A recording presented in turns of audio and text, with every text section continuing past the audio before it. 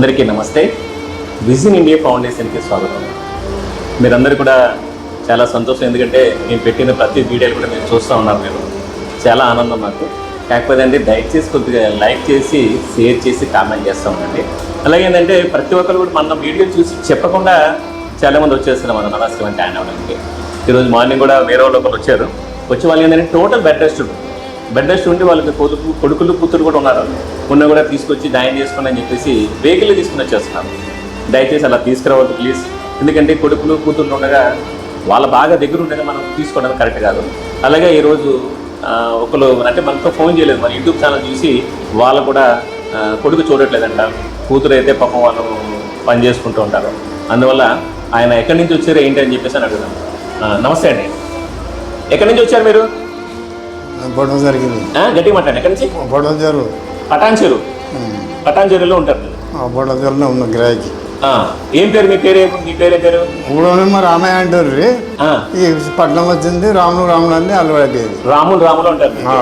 అసలు పేరు రామయ్య పెద్దంలోది హాస్పిటల్ దగ్గర. మీ కొడుకు ఎందుకు చూడట్లేదు మిమ్మల్ని? కొడుకు వాడికి ఏదో పెండి చేసిన బిడ్డ పెండి కొడుకు పెండి చేయింది.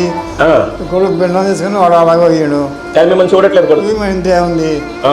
వాడికి వస్తే ఇవి కావాలి. మీరు డబ్బులు ఇవ్వాలా? మీరు ఎక్కడికి తెచ్చిస్తారు? వీడు పొడజారు ఉంటే గట్రా 2 సార్లు వస్తే ఉన్న కాడికి ఏదో ఇచ్చిన.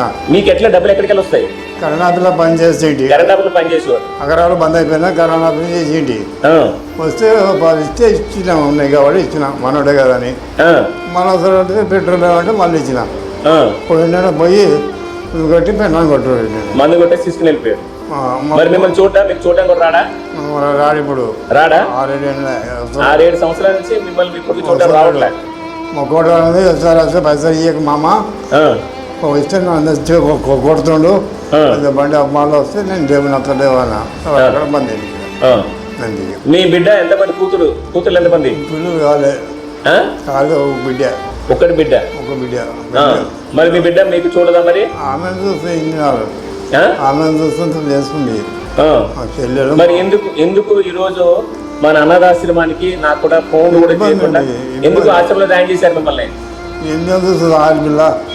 ఒక ఇంటికి ఇచ్చినాక ఎందుకు చూస్తారు? అల్లుడు ఊరుకుంటాడా? మన కొడుకే చూస్తున్నాడు సరిగా. అల్లుడు ఏం చూస్తాడు? ఊరుకుంటాడా? మంచిగా చూస్తున్నది చేస్తుంది. మళ్ళీ అప్పుడు అని చేస్తుంది. మంచిది చెల్లదానికి వచ్చి కొంచెం.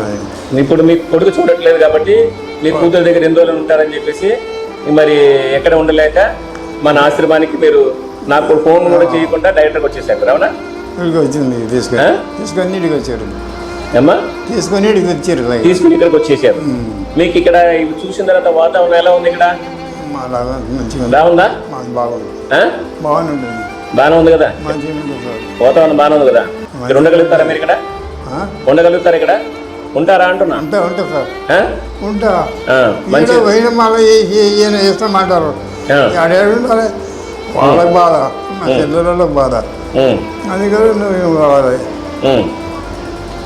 సరే, ఇప్పుడు ఏంటంటే మనతో చెప్పకుండా పాపం వాళ్ళ అల్లుడు బాగా ఇబ్బంది పెడతాడంట. మీ నాన్నగారి ఇంట్లో ఉండదండి. అది కరెక్టే, ఎందుకంటే బిడ్డ మనది కానీ అల్లుడు మనవాడు కాదు కదా. అందువల్ల ఏంటంటే పాపం వాళ్ళ పేదవాళ్ళు 7 సంవత్సరాలు అయింది. రాములు గారిని వాళ్ళ కొడుకు చూసి పాపం ఆయన కిరాయి ఇంట్లో చిన్న కుర్చీలో ఉంటున్నాడు, అన్నం వండుకోలేకపోతున్నాడు. ఒకరోజు తింటాడు, ఒకరోజు చూడట్లేదు. అందువల్ల మన ఆశ్రమంలో తీసుకోవడం జరిగింది. దయచేసి ఏంటంటే మాకు ఫోన్ చేశారండి, ఎందుకంటే నేను చెప్పాను కదా బెడ్స్ అన్ని ఫుల్ ఉన్నాయని చెప్పేసాను కదా. కొత్త హాల్ కూడా కట్టడం జరిగింది.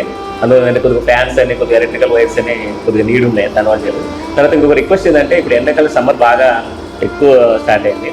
మీరు ఎవరైనా కూలర్స్ ఎవరైనా తీసేస్తే పాత కూలర్లు మాకు పంపించడం పర్వాలేదు. ఎందుకంటే చాలామంది ముసలు ఉన్నారు, ఎండలు పాపం తట్టుకోలేకపోతున్నారు. చాలా ఘోరంగా ఉంది ఎండ. మీకు తెలియదే ఉంది, పెద్ద మనుషులు కదా. మీరు ఎవరైనా సరే కూలర్లు ఉంటే మా పాత కూలర్లైనా పంపించండి. పంపిస్తే మనకి ఏదైనా పెద్దవాళ్ళందరూ పెట్టవచ్చు.